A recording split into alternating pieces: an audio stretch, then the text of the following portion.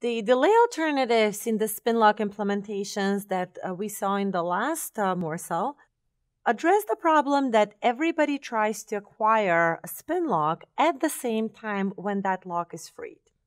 In this paper, Anderson proposes a new lock called a queuing lock, and that lock is trying to solve the problem that everybody sees that the lock is free at the same time.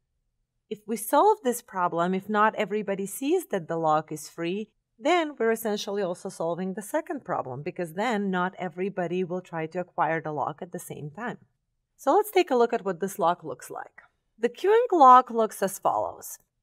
It uses an array of flags with up to n elements, where n is the number of processors in the system, and every single one of the elements will have one of two values, either has lock or must wait. In addition, we will have two pointers. They will indicate the current lock holder, so that one clearly will have a value of has lock, and it will also indicate the index into this array that has the last element on the queue.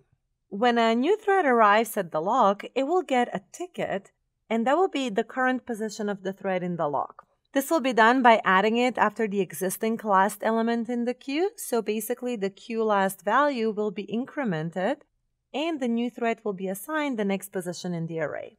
Since multiple threads may be arriving at the lock at the same time, we will clearly have to make sure that the way that this queue last pointer is incremented is done atomically. So basically, this queuing lock depends on some support for an atomic read and increments. It will rely on that kind of hardware atomic operation.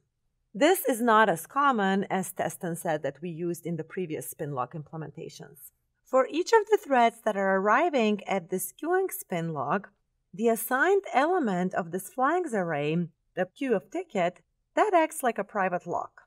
What that means is that as long as the value of queue of ticket is must wait, then the thread will have to spin, just like with a spin lock. When the value of this element becomes has lock, that will be an indication that the lock is free and you can go ahead and proceed and enter the critical section. When a thread completes the critical section and needs to release the lock, it needs to signal the next thread in this queuing array that it currently has the lock.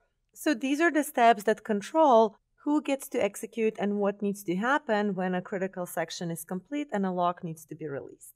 Other than the fact that this lock requires some support for some read and increment to be performed atomically, clearly it's going to require a size that is much larger than the other spin lock implementations.